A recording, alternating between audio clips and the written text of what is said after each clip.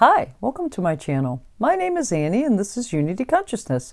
Thank you so much for stopping by this week. This week, comparatively, it is a much slower week energetically speaking. We certainly have witnessed a pretty powerful eclipse season, the end of October, mid of November. And I think based on my clients and just speaking with people in general, people are over it. They're just ready for some change on so many levels, and they're grasping, trying to find meaning, trying to find a direction. And while that may seem very difficult or challenging at the time when you're in it, this week is going to give us a little bit of a reprieve before next week, again, another powerful big energy shift week with the winter solstice and a new moon in Capricorn and a stellium of planets in Capricorn and what all that means. So let's break down this week. Let's talk about a little bit of a reprieve. So today we have the sun, which is in Sagittarius, is going to sextile Saturn, which is in Aquarius. I really do like this energy. So the sun in Sag is higher mind energy. It's very expansive energy. You can see, it's a very expansive energy. And when that is sextile to Saturn, this is really, really, really good for setting long-term goals or seeing things from a broader perspective and being able to kind of break it down so that you can achieve results. Not today, but days from now. It is, again, long-term goals and being able to project what it's going to take to get there. I hate to, without... excuse my terminology here, but really today's the day to get your shit together and get a plan so that you can start knocking out some of the things that you need to knock out. Not right this minute. This is long-term goals. And the reason why I say that, late tonight and early tomorrow, we've got the planet Mercury is going to enter shadow. It's not retrograde yet, but it enters shadow. And in order to explain this, because it's a light week, I'm going to jump over and explain what Mercury retrograde, what that kind of means. So I printed out this chart. This is this year's Mercury retrograde cycle in the sign of Capricorn. So what it means is we are just entering shadow. So we are right here. And then over the course of time, Mercury will be moving through, slowing down, but moving through the varying degrees of Capricorn until the 29th of December.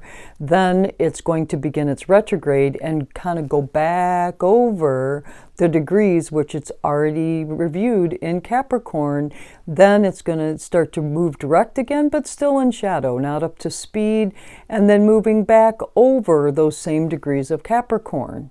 So when Mercury retrograde season exists for the purpose of not just frustrating you when it comes to electronic devices or anything Mercury really stands for, so communications, electronics, movement, traveling, all of these things can be interrupted for the purpose of slowing you down. You're going to be revisiting things 3 times. Again, you've got the initial walkthrough, then you've got the back over, and then you're going to go through it again. So there will be topics that come up that you think you know how you want to manage it here, but then in 10 days to 2 weeks from now, you're going to have a different feeling. And then by the time you come out of the retrograde cycle, it may be a completely different thought process that you have. So it creates space. So allow yourself some time to move through Mercury retrograde without having to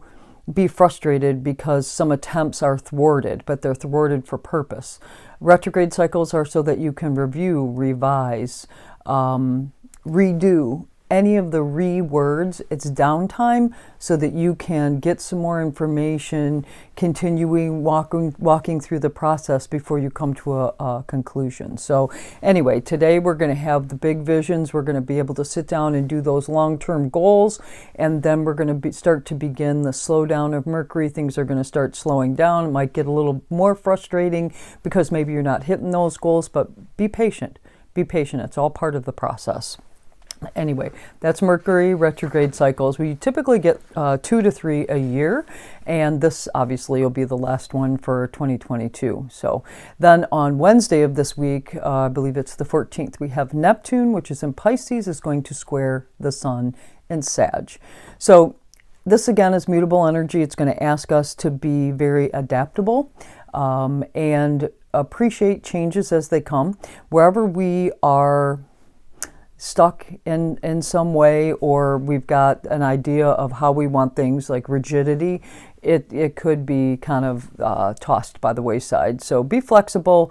Uncertainty will be possible. You may be headed in one direction and then have to turn and go in a different direction only to go back where you started. So create a little space on this day. If you've got time, some time-related deadlines, like this has to be done on Wednesday, create a little space, because that is going to be a little bit of a challenging day, that's for sure.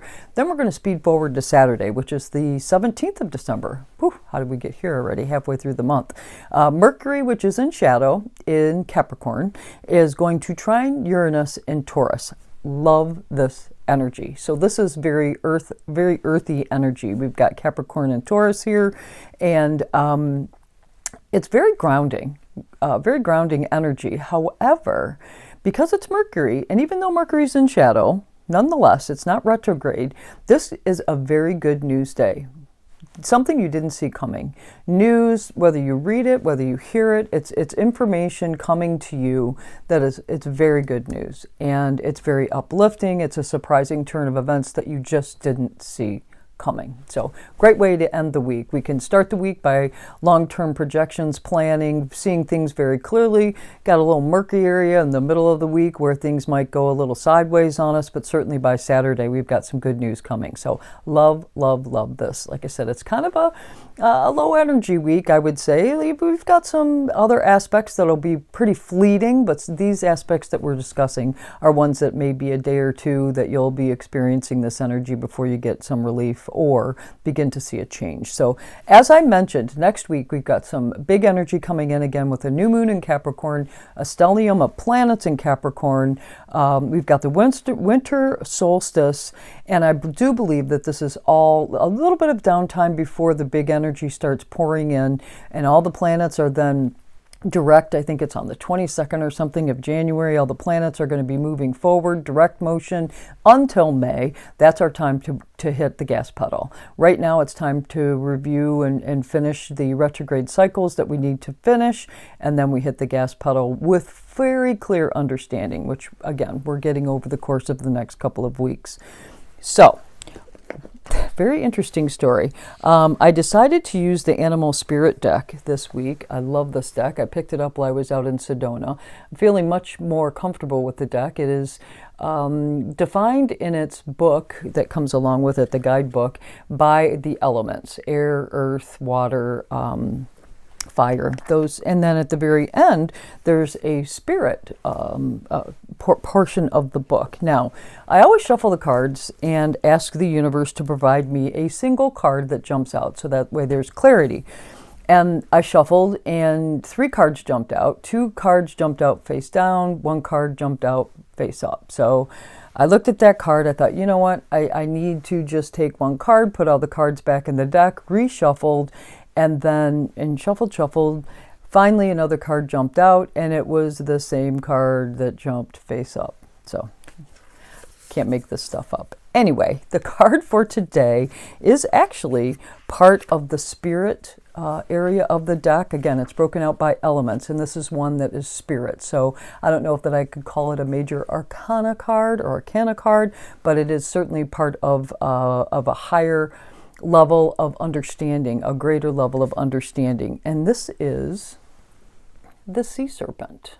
I really like it. To me, it speaks to me. Like I said, I'm getting to feel more and more comfortable with these cards. This reminds me of infinity. The beginning is the end is the beginning, and in the middle of this, it almost looks like a nucleus. But this is a sea serpent card. Let's just read what the book has to say about the sea serpent card. Healing emotional wounds and expressing our desires. The sea serpent represents the energy of expression. Whether it's emotions, creativity, sensuality, or desire, the sea serpent helps us move and direct our energy into healthy current. When the essence of this card is in balance, we express ourselves creatively and sexually without fear or shame. We know what we desire most. Our hearts are at ease, and our relationships are meaningful and enduring. We loosen the grip of self-judgment, and we let the cool waters of forgiveness in to heal our wounds. When the energy of the sea serpent is not yet activated, our emotions and creativity are left in the muddy waters. The current of expression stagnates in some area of our lives, and in other places it floods. It's important to remember, no matter what the waters of our emotional lives look like, the sea serpent loves us just the same. Like a mother, she wraps herself around us in a gesture of protection. She supports us as we learn to express our true natures. Oh, I just love this card. What a great message for this week. A little bit of a reprieve so that we can appreciate the changes that we are getting ready to enact and the manifestation that we will be recognizing. Well, I hope you have a fabulous week. If you liked this video, please do click the like button. If you know somebody that can be helped by this video, please do share it with them. If you want to know when videos are being dropped, click the subscribe button. But I do hope you have a fantastic week. Namaste.